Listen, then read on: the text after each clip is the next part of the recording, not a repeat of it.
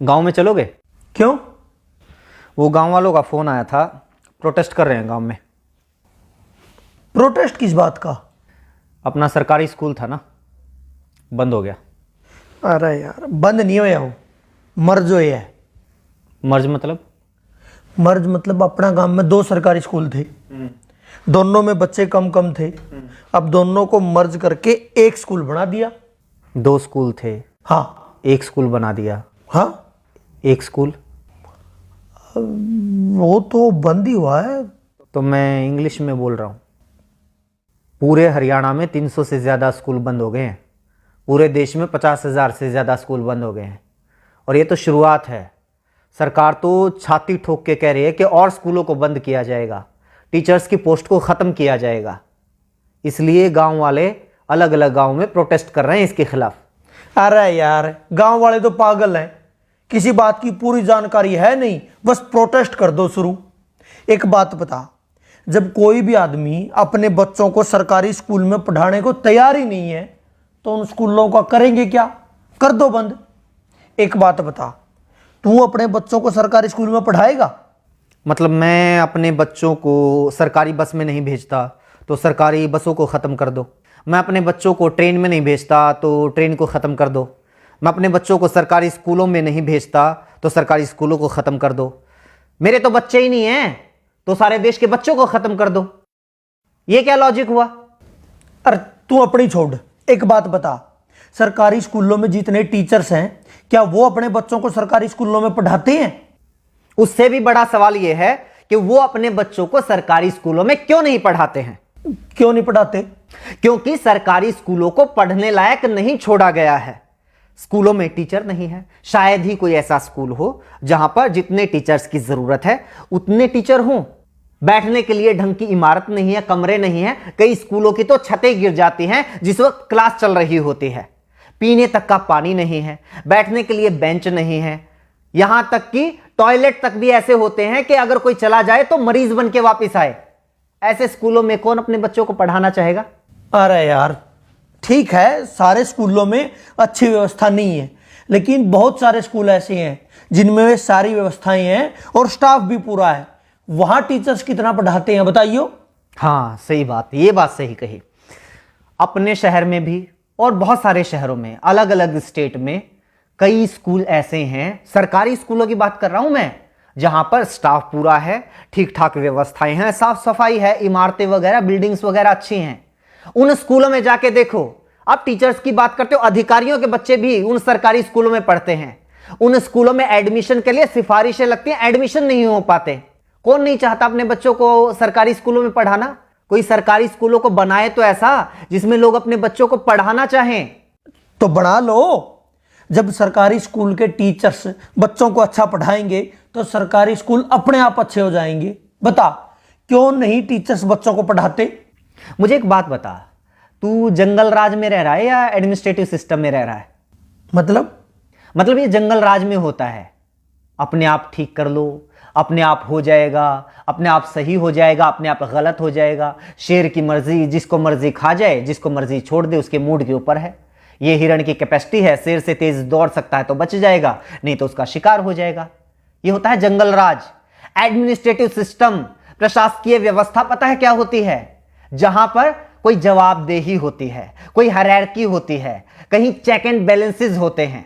प्रशासकीय व्यवस्था पता है क्या कहती है? अगर आप टीचर नियुक्त करते हैं या किसी भी महकमे में कोई भी कर्मचारी नियुक्त करते हैं तो वो अपने आप काम नहीं करेगा, उससे काम करवाना पड़ेगा। इसलिए चेक एंड बैलेंसेस होते हैं, जवाबदेही तय की जाती है। टीचर्स को अगर नियुक्त किया गया है तो वो काम नहीं करेंगे या काम करेंगे, ये देखने के लिए हेडमास्टर या प्रिंसिपल को नियुक्त किया जाता है। और सिस्टम ये मानकर चलता है कि वो प्रिंसिपल भी अपनी मर्जी से काम नहीं करेगा, उसके ऊपर भी बीओ की नियुक्ति होगी और वो भी अपनी मर्जी से काम नहीं करेगा। उसकी जवाबदेही तय करने के लिए डीओ की नियुक्ति होगी। डीओ के ऊपर और अधिकारी होगा, उसके ऊपर और अधिकारी होगा, उसके ऊपर शिक्षा मंत्री होगा और उसके ऊपर मुख्यमंत्री होगा। यानी अगर कोई एक टीचर किसी स्कूल में सही से नहीं पढ़ा रहा है तो ये सिर्फ उस टीचर का फेलियर नहीं है, सिर्फ उसकी गलती, उसकी कमी नहीं है, ये पूरे के पूरे सिस्टम की, शिक्षा मंत्री की, मुख्यमंत्री तक की जिम्मेदारी है। ये पूरा का पूरा सिस्टम जब कोलैप्स होता है तब जाकर कोई कर्मचारी अपना काम सही से नहीं करता है। हद है यार, तुम तो ये कह रहे हो कि मतलब हिंदुस्तान के हरियाणा राज्य के जींद जिले के किसी तहसील के किसी गांव के किसी कोने में बने हुए सरकारी स्कूल में एक अध्यापक पढ़ा नहीं रहा तो उसके लिए जिम्मेदार शिक्षा मंत्री, उसके लिए जिम्मेदार मुख्यमंत्री है। उसका काम ही ये है। अगर शिक्षा मंत्री को यह नहीं पता है कि उसके टीचर्स ढंग से काम कर रहे हैं या नहीं कर रहे हैं, उनकी क्या जरूरतें हैं, क्यों अपना काम सही से नहीं कर पा रहे हैं, क्यों उसके स्कूलों से बच्चे कम हो रहे हैं, तो किसकी जिम्मेदारी होनी चाहिए? किस बात का शिक्षा मंत्री है वो? अगर वो अपने स्कूलों को सही से नहीं चला पा रहा है तो उसको हटाओ नौकरी से, किसी और को लगाओ। और क्या बात करते हो, सरकारी स्कूलों के टीचर्स अपना काम नहीं करते? यही सरकार होती है ना, यही सरकारी कर्मचारी होते हैं जब इन लोगों की ड्यूटी लगा दी जाती है कि जाके पता करो गांव में कितने लोग खुले में शौच करने के लिए जाते हैं। सुबह 4 बजे 5 बजे उठ के बाहर कौन पोटी करने के लिए जा रहा है, उनकी गिनती यही टीचर्स करते हैं।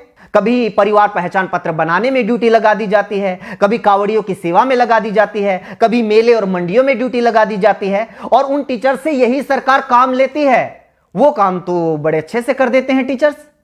पता है क्यों? क्योंकि सरकार टीचर से वो काम करवाना चाहती है, शिद्दत से करवाना चाहती है, इसलिए वो काम करवा लेती है। लेकिन यही सरकार नहीं चाहती कि ये टीचर्स स्कूलों में पढ़ाएं। इसलिए मैं भी मानता हूं बहुत सारे टीचर्स अपना काम ईमानदारी से नहीं करते होंगे, क्योंकि उनको पता है कोई चेक एंड बैलेंस नहीं है, कोई जवाबदेही नहीं है, और सरकार खुद नहीं चाहती कि सरकारी स्कूलों में पढ़ाई हो, ताकि बच्चे धीरे धीरे स्कूलों से अपना नाम कटवा कर प्राइवेट स्कूलों में चले जाएं, फिर स्टूडेंट्स की संख्या कम हो जाए और सरकार को बहाना मिल जाए, बच्चे तो आ ही नहीं रहे, स्कूल बंद कर दो। ये ज्ञान देने वाले बहुत मिलेंगे। टीचर्स पढ़ाना शुरू कर दो तो स्कूल अपने आप अच्छे हो जाएंगे। लोग रिश्वत लेना बंद कर दो तो अपने आप करप्शन खत्म हो जाएगा। लोग साफ सफाई रखने लग जाएं तो अपने आप स्वच्छता हो जाएगी। लोग प्रदूषण फैलाना बंद कर दें तो अपने आप पर्यावरण अच्छा हो जाएगा। एडमिनिस्ट्रेटिव सिस्टम में लोग अपने आप नहीं करते, सिस्टम तय करता है कि आपको क्या करना है। देश चला रहे हो, यह सत्संग भवन नहीं चल रहा है यहां पे। चल ठीक है, ये जो पढ़ा रहे हैं या नहीं पढ़ा रहे, सैलरी पता है उनकी कितनी है? 70,000, 80,000। प्राइवेट स्कूलों में भी टीचर हैं 20-20, 25-25 हजार में, इनसे काफी अच्छा पढ़ाते हैं। इनकी सैलरी इतनी क्यों है? अब इस बात को तो क्या जवाब दूं? रुक एक बार, एक लिस्ट में इसी की निकाली थी मैंने। अपने देश में बहुत सारे लोगों को यह लगता है कि टीचर्स की सैलरी बहुत है, लेकिन जो दुनिया के अच्छे अच्छे देश है ना, जहां पर अच्छा एजुकेशन सिस्टम है, लाइफ लिविंग स्टैंडर्ड है, जहां का वीजा लगवाने के लिए दुनिया भर के लोग मरते हैं, उन देशों की बात कर। कनाडा में $1,00,000 सालाना, $1,00,000 सालाना टीचर्स की औसत इनकम है। पता है कितना हुआ? 1 लाख को 80 से गुणा कर 80 लाख रुपए सालाना। बता महीने की कितनी सैलरी हुई? जर्मनी में 63,000 यूरो, वो भी लगभग 80 रुपए के बराबर है, उसको भी 80 से गुना कर। आगे आजा, नीदरलैंड में 60,000 यूरो, ऑस्ट्रेलिया में 98,000, लगभग $1,00,000, यूएसए में $60,000, आयरलैंड में $48,000, डेनमार्क में 47,000 यूरो, ऑस्ट्रिया में 45,000 यूरो। और तुम लोगों को यह लगता है कि हमारे देश में टीचर्स की सैलरी तो पता नहीं बहुत ज्यादा है। प्राइवेट स्कूलों में तो 20,000 में पढ़ा रहे हैं। जब सरकारी स्कूल वालों की 20,000 रुपए सैलरी कर दोगे ना, तो फिर 10,000 वाले आएंगे। वो कहेंगे कि हम 10,000 में पढ़ाने के लिए तैयार हैं। और जब 10,000 सैलरी कर दोगे तो 5,000 वाले आएंगे। और जब 5,000 कर दोगे तो 500 रुपए वाले आएंगे कि हम 500 रुपए में पढ़ाने के लिए तैयार हैं। और जब 500 कर दोगे तो वो लोग भी आएंगे कि जी बस 2 टाइम की रोटी दे देना, हम तो उसी में पढ़ा लेंगे। और जब वो भी कर दोगे तो वो भी आएंगे कि रोटी की भी जरूरत नहीं है, सिर छुपाने के लिए बस छत दे देना तो हम पढ़ा लेंगे। कितना नीचे जाओगे? बनना तो अमेरिका कनाडा है, लेकिन नीतियां तुम्हें सोमालिया जैसी चाहिए। इसीलिए तो हमारे देश के जो अच्छे वैज्ञानिक हैं वो मौका मिलते ही विदेश में कट लेते हैं। अच्छे इंजीनियर विदेश में चले जाते हैं और अच्छे पढ़ाने वाले भी विदेश में चले जाते हैं। दुनिया का ढंग का ऐसा कोई विकसित देश उठाकर देख लो, वहां पर शिक्षा मुफ्त होगी या फिर बहुत थोड़ा बहुत खर्च करके कोई भी अपने बच्चों को अच्छी शिक्षा दे सकता है। स्वास्थ्य सेवाएं मुफ्त होंगी या फिर थोड़े बहुत खर्चे पर कोई भी अपना इलाज करवा सकता है। हाँ, ये आई बात, मुफ्त स्वास्थ्य सेवाएं मुफ्त, शिक्षा मुफ्त, ट्रांसपोर्ट मुफ्त। ये जो मुफ्त की रेवड़ियों वाला सिस्टम है ना, यही गलत है। क्यों दे भाई मुफ्त? एक तो ये बात गलती से मुझसे ही निकल गई, फ्री। फ्री क्या होता है? तो सरकार को टैक्स देता है। हाँ, 28% तक जीएसटी देता है, दूध दही तक के ऊपर भी टैक्स है, पानी तक के ऊपर टैक्स है, कहीं इनकम टैक्स, कहीं प्रॉपर्टी टैक्स, कहीं जुर्माना है, कहीं टोल टैक्स, गाड़ी लो तो टैक्स, सुई लो तो टैक्स, हवाई जहाज लो तो टैक्स, 50 तरह के टैक्स देता है। पैदा होने वाले बच्चे से लेकर मरने वाले आदमी तक इस देश में हर कोई टैक्स देता है। एक भिखारी से लेकर अडानी अंबानी तक इस देश में हर कोई टैक्स देता है। लेकिन बदले में सरकार क्या देती है? अगर बदले में सरकार हमारे बच्चे को एजुकेशन तक नहीं दे पाती, बदले में सरकार हमारे बच्चे को हेल्थ सर्विसेज तक नहीं दे पाती, तो किस बात का टैक्स भाई?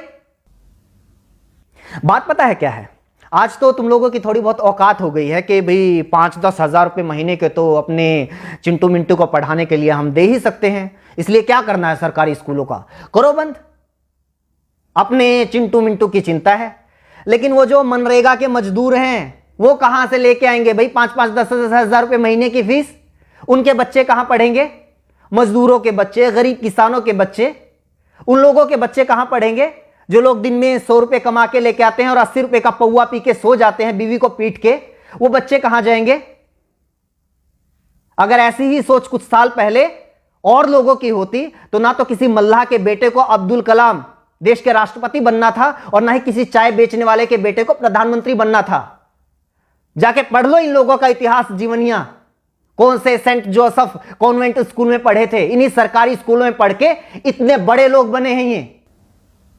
और कॉन्वेंट स्कूलों में अपने बच्चों को पढ़ाकर चौड़ा होने वालों, याद रखना कुछ सालों के बाद अपने इन्हीं चिंटू मिंटू का नाम सरकारी कॉलेज, सरकारी यूनिवर्सिटी, सरकारी आईआईटी, सरकारी आईएएम, एनआईटी, सरकारी संस्थानों की लिस्ट में ढूंढते हुए मिलोगे।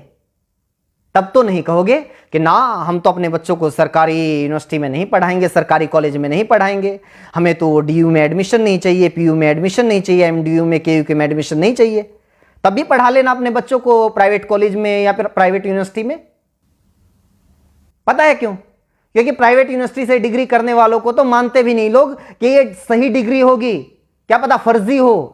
ये रुतबा है आज भी सरकारी संस्थानों का, और कुछ साल पहले तक सरकारी स्कूलों का भी यही रुतबा था। लेकिन धीरे धीरे धीरे धीरे हालात ऐसे कर दिए कि आज सरकारी स्कूलों को बंद करने की मांग वो लोग कर रहे हैं जो खुद सरकारी स्कूलों में पढ़कर यहां तक पहुंचे हैं। मेरा ऊपर क्यों गर्म हो रहा है? मैं तो ये कह रहा हूं कि मतलब सारा सिस्टम ही खराब है। हाँ तो सिस्टम को सुधारो ना। ये क्या बात हुई? सरकारी स्कूलों को बंद कर दो, सरकारी अस्पतालों को बंद कर दो, सरकारी बस सेवा को बंद कर दो, सरकारी रेलवे को बंद कर दो। भाई ये सारी चीजें अगर सरकारी बंद हो जाएंगी, ये सारी चीजें प्राइवेट हो जाएंगी, तो फिर सरकार क्यों सरकारी होनी चाहिए? 20,000 रुपए में शिक्षा मंत्री भी मिल जाएगा, 25,000 रुपए मुख्यमंत्री भी मिल जाएगा, असल में तो फ्री में मिल जाएगा। असल में तो उल्टा मुख्यमंत्री शिक्षा मंत्री बनने के लिए पैसे देने वाले लोग मिल जाएंगे। इनको भी ले आओ प्राइवेट। सिस्टम को सुधारने की बात करो ना, टीचर्स को दोष देके नहीं नहीं बंद करो, इनकी ज्यादा सैलरी है। वैसे जितना इनका काम है ना, इनके लिए तो 10,000 भी ज्यादा है। मतलब मेरा चाचा का लड़का है, सुबेरे 8-9 बजे स्कूल में जाना, 2-2:30 बजे वापिस आ जाइए, हैं संडे की छुट्टी, कई बार सैटरडे की भी छुट्टी, फिर होली दिवाली, मतलब छुट्टी छुट्टी पता नहीं कितनी छुट्टी होती हैं। तनख्वाह 60,000 70,000 रुपये। और यहाँ देखो दिन रात मतलब दुकान में काम करा, होली दिवाली कितने बार तो यार पता नहीं छुट्टी हुआ नहीं हुआ है, 9-10 घंटे कम से कम दुकान खोलते हैं, दिन रात मेहनत करते हैं, तब जाके 2 पैसे आते हैं घर में। असली समस्या तो ये है ना, मेरी बुआ का लड़का सरकारी लगा हुआ है, मेरे चाचा का लड़का सरकारी लगा हुआ है, मेरे पड़ोस में सरकारी लगा हुआ है। पूरे मोहल्ले में एक बच्चे को नौकरी मिल जाए तो सारे मोहल्ले में आग लग जाती है। इस जलन का क्या करेंगे भाई साहब? बस लोगों को यह चाहिए कि भी हमारी एक आंख फूटी हुई है तो सामने वाले की दोनों फोड़ दो। और सरकार भी इस बात को बहुत अच्छे से समझ रही है, इसलिए तुम लोगों को बताती रहती है टाइम टाइम पे कि आज हमने किसानों की दोनों आंखें फोड़ दी, आज हमने मुसलमानों की दोनों आंखें फोड़ दी, आज जाटों की फोड़ दी, आज पटेलों की फोड़ दी, आज बैंक वालों की फोड़ दी, और अब ये सरकारी टीचर्स की फोड़ रहे हैं। तुम लोग खुश। लेकिन नागरिक तो उस दिन बनोगे ना, व्यवस्था तो उस दिन सुधरेगी ना, देश तो उस दिन आगे बढ़ेगा ना, जब खड़े होके कहोगे कि जी सामने वाले की जो दोनों आंखें हैं वो सलामत रहनी चाहिए और मेरी एक आंख फूटी हुई है उसका इलाज करवाओ। तब पता चलेगा सरकार क्या करती है।